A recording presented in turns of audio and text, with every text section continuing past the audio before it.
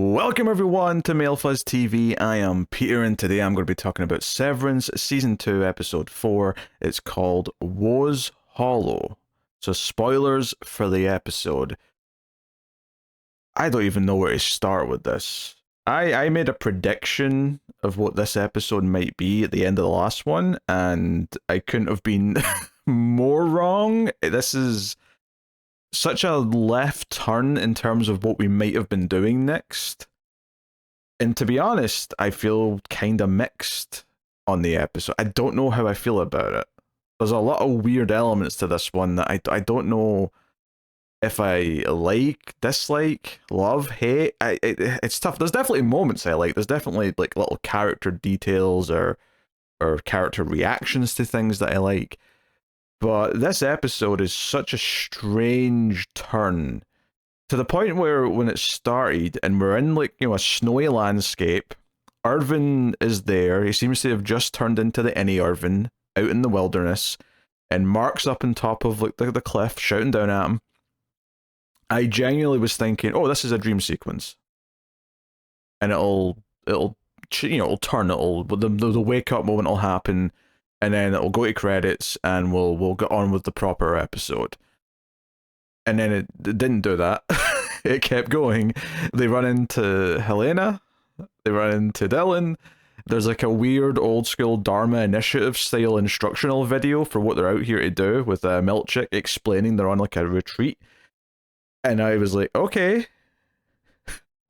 What is this? Why is this happening? And what is like? I think especially because of what we left off on last time. Not only was I obviously excited to continue and explore Mark, like outie Mark, starting to remember some of the early things, and I still suspect we're going to get a lot of that at some point. Maybe not in one episode. Maybe it'll be sprinkled through many. But this was such a weird start, given where we left off last time, and it raises a lot of questions of like, okay. Part of me struggled to accept for a long time in this episode, and part of me still wants to doubt, although I think the ending says otherwise, but I was doubting for like at least half the episode that this was really happening.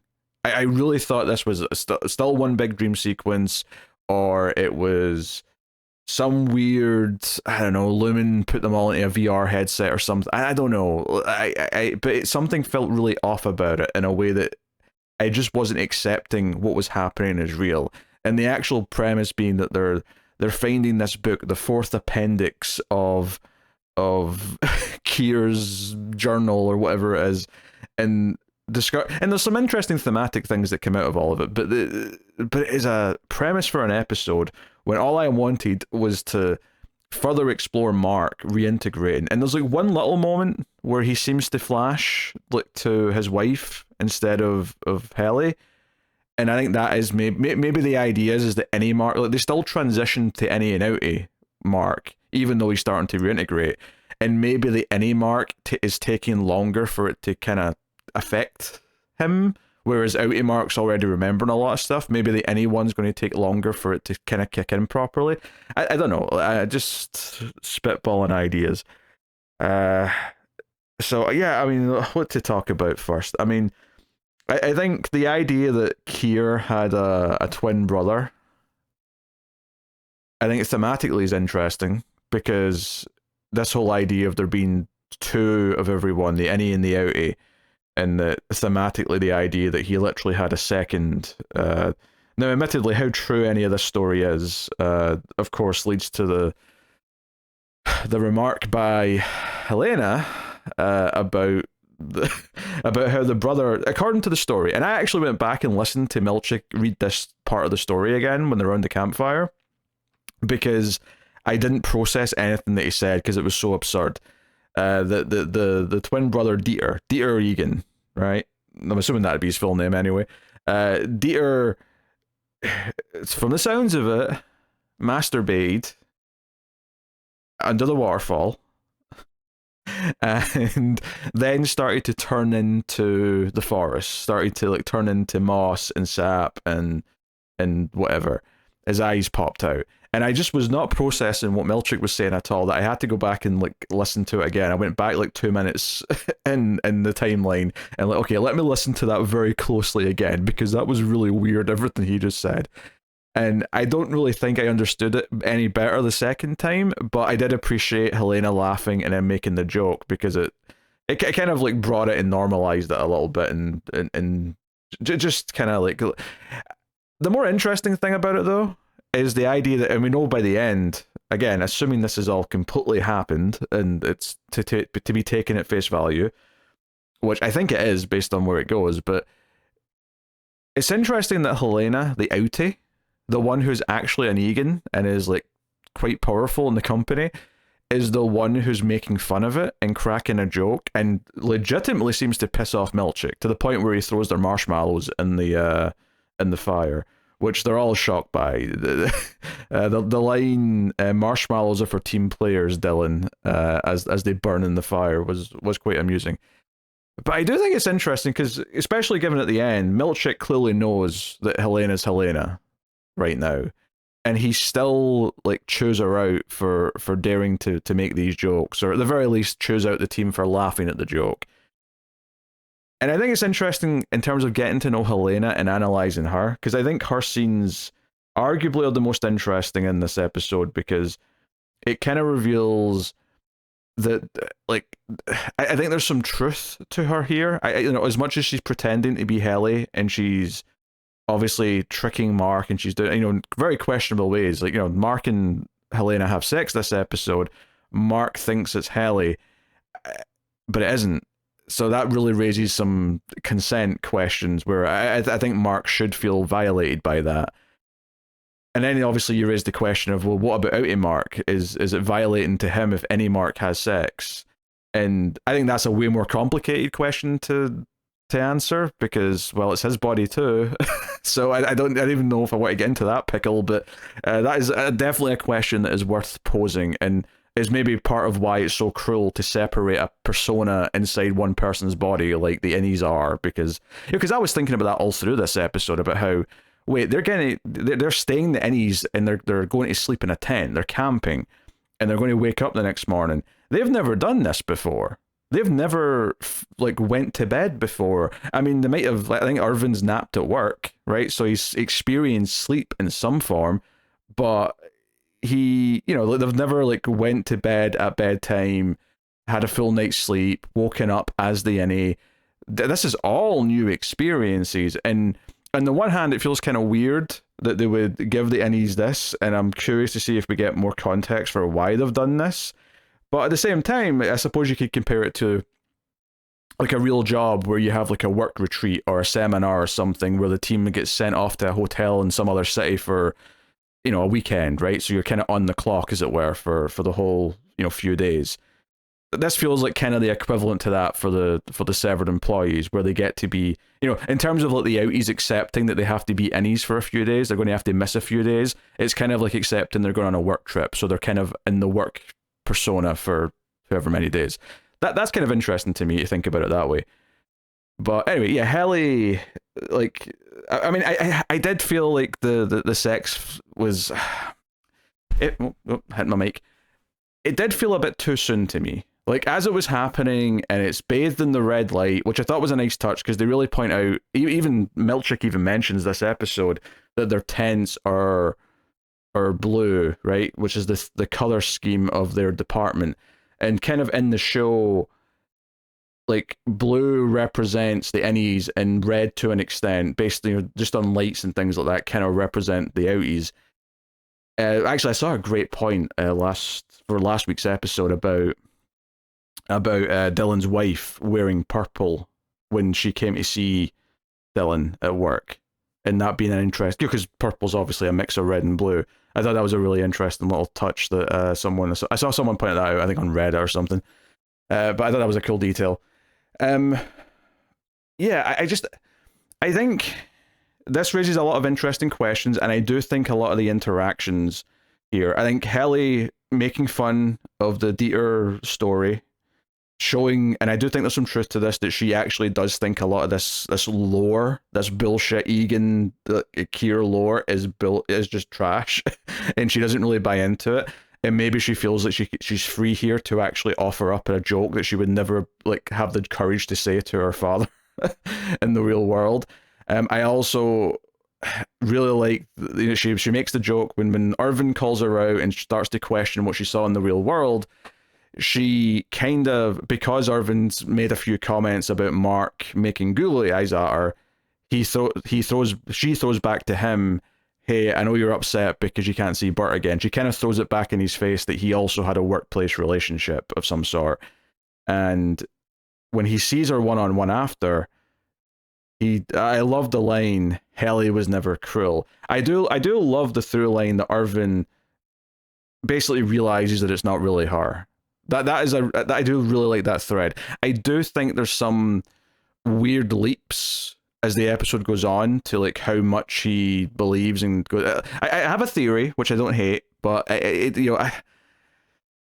I'm not a fan of the dream sequence, I have to say. It felt like a really just typical shitty horror movie dream sequence, and I watch a lot of horror movies. There is not really anything exciting to me about a creepy looking woman doing a jump scare. It felt like the same type of thing I would see in any crappy like supernatural horror movie. So by far my least favorite part of the episode was that dream sequence. I did not like it. As soon as it started and I knew it was a dream, and unlike the rest of the episode, I was pretty confident I was right when the dream started. Just, part of it's a personal thing because I'm so sick of this type of nightmare scene because I've seen it so many times. I've seen characters wake up after a jump scare so many times. It just did nothing for me. And the fact that this is kind of where he's maybe having a realization is something I don't love. But interesting idea here, maybe, is that Irving... Is it possible that by the time we get to the last section, like, because he storms off in the night because he's mad at the others, his torch goes out, he ends up sleeping outside, right? And he has this nightmare when he's out in the cold by himself. Is it possible that the extreme temperature, he literally says that he almost froze to death. Now, admittedly, he's looking very spry and healthy looking for someone who almost froze to death. You'd think he'd be a lot weaker, but he says that, and I couldn't help but wonder if, him sleeping away from where they were supposed to sleep maybe have affected the severance process, the implant or whatever, or perhaps the extreme cold might have affected it in some way. I actually do wonder if it's actually still any Irving at the end when he's confronting Helena and he's doing the whole bit there. Partly because the way he kind of like shouts out, not only is she not really Helly, that she's an outie, that he even says she must be an Egan. Now, he does offer an explanation that an Egan is the only one who would have the power to do what she's done, if he's right. But it did feel like a little bit of a leap to me. It felt like a little bit convenient if that is just how he figured it out. If he, of course, actually knows who it is because he's either reintegrating as well, like Mark, or maybe that, how he slept that night actually did switch him back without them realizing. I think that's kind of interesting. Because he definitely seems angrier and more violent than regular any Irving, for sure. There's some hints that maybe outie Irving has been looking into things and does care about what's going on here. I don't know. I may be grasping there at that to give it a bit more merit than I was. The other thing that Helena said that I really liked was after her and Mark do have sex, right? Regardless of how I feel about them maybe rushing to that a little bit, is they're lying there staring at each other, and she actually starts to kind of admit that Irving was telling the truth, or that he was right, that she did lie about what she saw. And she doesn't say what she saw, but she does have one very interesting line of dialogue. And that interesting line of dialogue is that she says that she was ashamed of who she was out there. And I think because we know this is really Helena saying that, that makes that line so much more fascinating. Obviously, Helly would say that. Helly is saying that she's ashamed of who she was up there, 100%. The idea that Helena is in this moment of like intimacy, where she is probably feeling connected to any Mark, saying that does, I think, works really well for me in the sense that she's kind of like admitting, much like laughing at the joke or making the joke about the book, that she doesn't really buy into all this, and that this feels, even though she's lied and she's tricked him into this feels more real to her, or certainly something more that she wants than anything she's ever had, and wants to actually be as honest as she can. She never gets to the complete honesty, of course, and admits who she was, but she does say something that feels like she's admitting to herself that she doesn't like who she is, and that, yeah, Helly actually seems more appealing to her in some ways. If not always. So, yeah, no, I thought that was a really interesting beat for sure. I think those little moments with her, and like any moment that I could read of Helena almost like being honest or critiquing herself through the guise of being Helly, I thought all those moments were good. Those are my favorite stuff in the episode. The actual like trail of like reading the book and hearing about this lore and whatever, I this felt like a bit of a weird thing for me. It just kind of fed into the whole premise of this episode feeling a bit random, and just kind of like it never quite came back round to being like, oh, this is exactly why we're doing this next. This is why it fits in after that reveal last episode. I'm knocking things over, pardon me. This is why we're doing this now, and I never quite had that feeling by the end. I still kind of feel a little frustrated that we did this immediately after the previous one. I still think I'd find this episode a bit weird on a first viewing if they held it back an episode or two, if they were doing other things first that I was expecting more. But I don't think I would feel is kind of combative towards it in the first like 10-15 minutes like I was when I was watching this, where I'm like, are we really just staying here? Are we really just doing all this snow stuff? Are we not going back to Mark? What? Come on now, what's going on here? Because I was even questioning throughout the first half of the episode, is this just any Mark still? Is he reintegrated? Is this a Mark who knows everything? And I think the flash of Gemma, when he's with Helena, says that no, he is still any Mark, and this is just the first little splice of like the other memories coming through. So he's just starting that process as far as the any version goes. At least it seems to me anyway. So there's that. Now, talking about how things actually wrap up with Irving confronting Helena by the waterfall, which, by the way, Milchick showing up and then saying this is the world's tallest waterfall, and then the camera shows it, and it's like, it's like clearly not.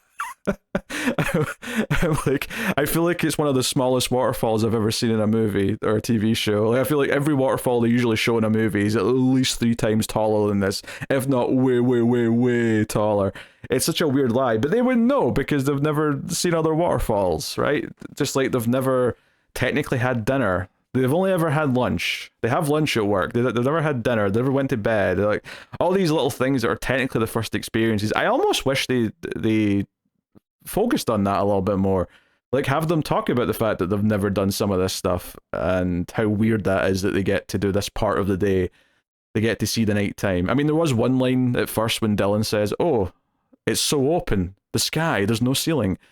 Which I guess makes sense because when he got to experience a bit of outside life, he was always in his house, if I recall correctly. So whereas the others did see the sky, well, at least, I mean, Irving definitely did at least, and obviously Helena's not really in any. So yeah. Anyway, so yeah, like Irving does come on really strong here at the end.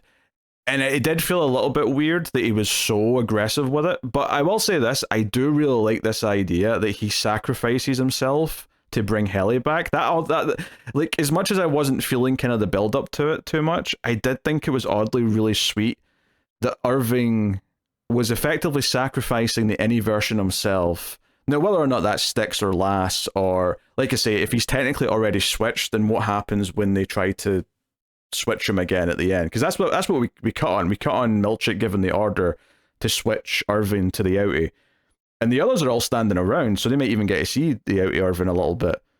Not that I suspect we're going to pick up right where this leaves off. I suspect we'll skip ahead because it just feels like what the show's going to do. But what's funny about this reveal is that obviously pretty much all of the audience saw it coming. So the excitement isn't so much in the reveal of what the information is, it's more just how it's revealed and how it affects the characters.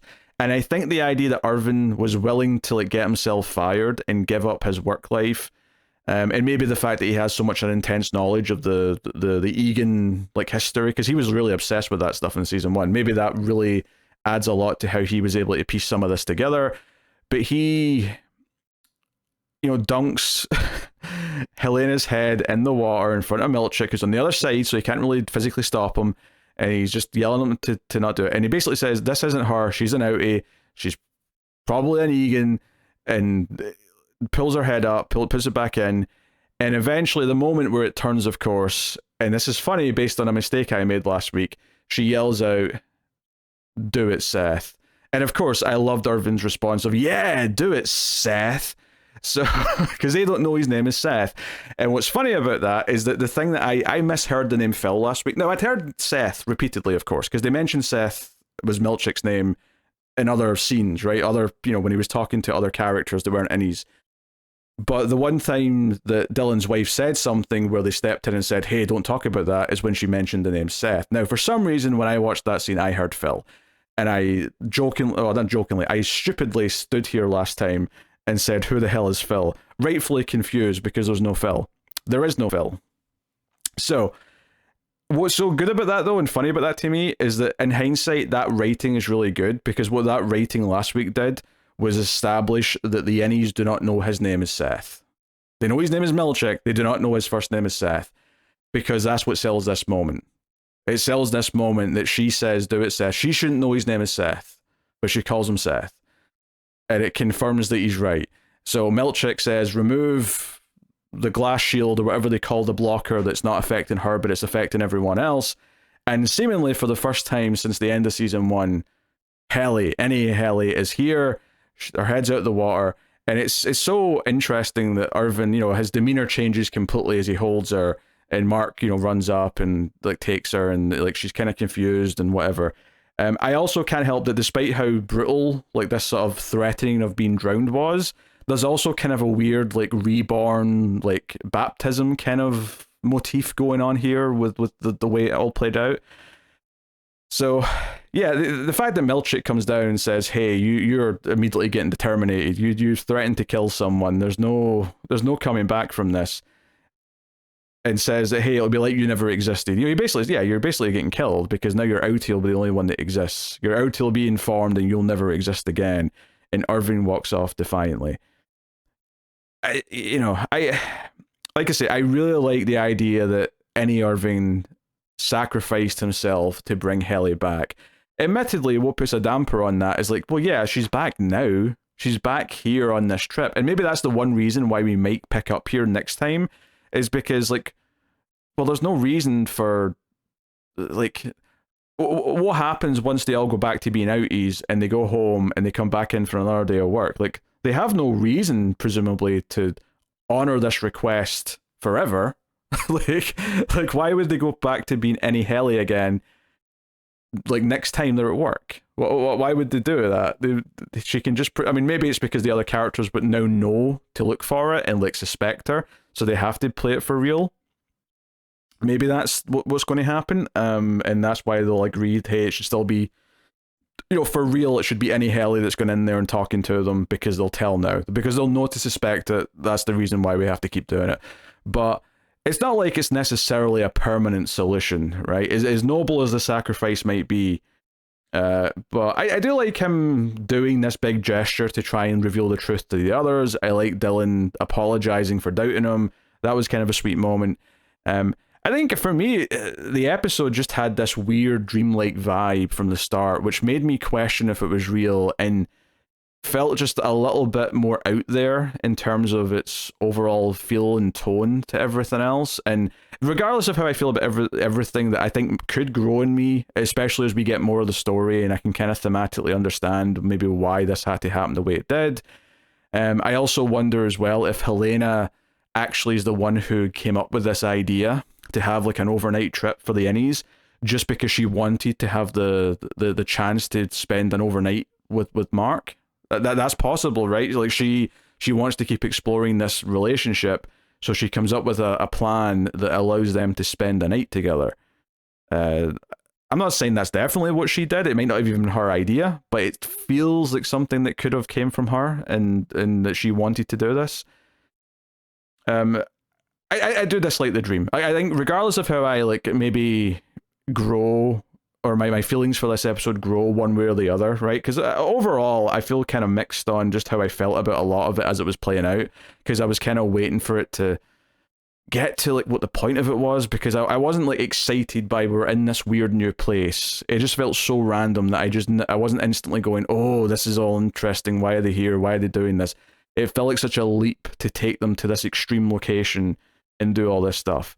But I could see myself coming to appreciate it more in time. I do think the one thing I'm always going to dislike though is the dream sequence. Just because it's such a motivator, and maybe it just represents that he's unlocking some information in his brain that he's in he shouldn't have, if not outright switching to his outie. But again, you know, that's open for debate and whatever they reveal next. But obviously, there's the sweet moment where he sees Bart on the other cubicle where he pulls the thing down and puts it back up. Almost like that's there to show that he's like getting good information. Like, seeing Bart is like his conscience letting him know that this is a dream with a purpose, that there's information here you should take seriously.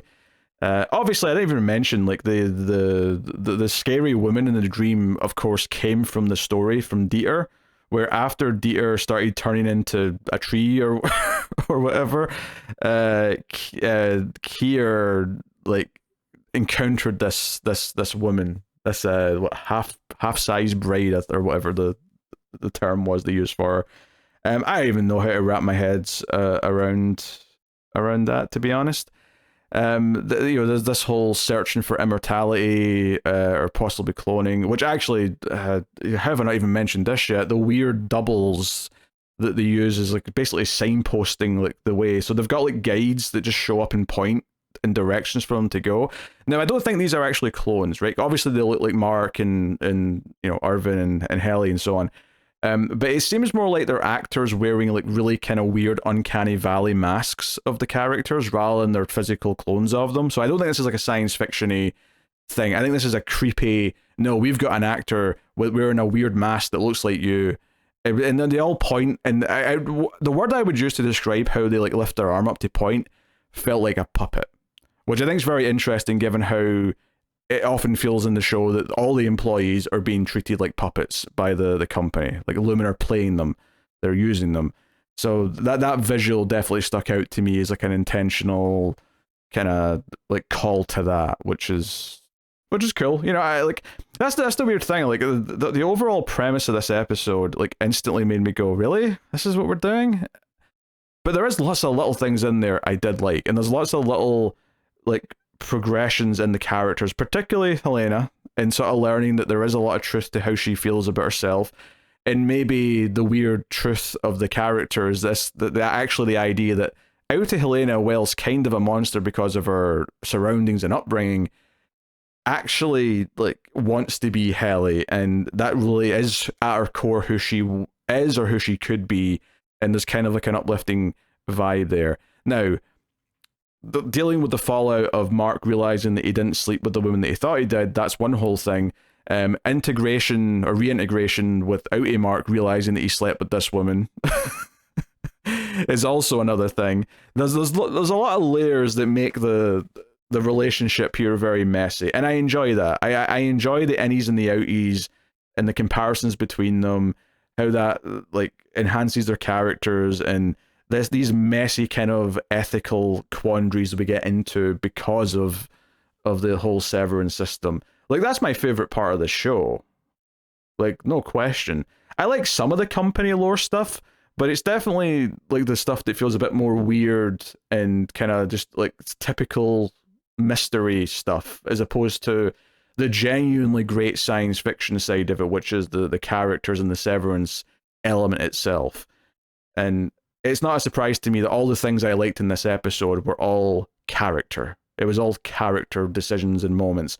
The weird book in a cave that, tells the story of Kier's twin brother, like that stuff, like there was some amusing stuff in it, and there's definitely some nice thematic links here or there.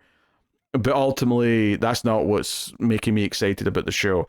So, I mean, as for next week, I don't know what I'm hoping for right now. I mean, I still kind of think we're going to get Mark remembering his first day as an innie, I still think that's a story that is there to tell, and I'd be surprised if they don't do it in some way, somehow, at some point. But will they just go straight into that? I do not know. I mean, this is such a cliffhanger for the innies that it wouldn't surprise me if next episode is mostly outies. Just because they've kind of done that this season a little bit. Particularly with episode 1 and 2, of course, like 100%. Like, episode 1 was all innies, episode 2 was all outies. And they really stuck to that. And even though there was some switching after that, this episode was all innies, right? And there was a lot of outie stuff last episode. And it feels like they're, you know, I could see next episode being mostly, if not all outies. And maybe, other than maybe the memories from Mark of being an innie and him experiencing that for himself, I could see that. But honestly, my prediction for what they were going to do this week was so wildly off that I don't know. I really could not hazard a guess as to what they're going to pick up with next time. And is Milchick in the shit because he almost got the heir to the Egan family killed? It feels like he may get into trouble for that. Honestly, given the fact that some of these characters, I mean, Helly was the one, to be fair, and we know she's not going to do it because she's not really her. But some of these characters have literally tried to kill themselves in the office. Putting them in a place where they could just jump to their death in a split second, or like wander into the forest and freeze to death, it feels a little bit reckless from a company point of view, I would say. So, yeah, that's the thing. Yeah, I just try to remember if there's any other like details or moments I wanted to bring up. I'm sure there's stuff. Yeah, so very strange episode. Kind of weird. I'm not sure how I feel about it overall. There's definitely a lot of things in there to like though. The consensus, I seem to see a lot of people really liking this episode online. I think I might be in the more slightly, I mean, I don't know if it's like a huge minority, but like a slight minority of like just not outright loving everything this did. I'm kind of more in the middle with this one. So, you know, we'll see. I mean, obviously, I still loved watching it, and I'm still excited to see where they go next, but it definitely wasn't the episode I was expecting, and definitely has some things that made me pause a little as I was watching it, but anywho. Also, shoutouts to Milchick being dressed in all white whilst everyone else was dressed in all black. That was a nice visual for their just to separate him from everyone else. It was a nice touch. But yeah, okay. Yeah, I think that's me. I don't.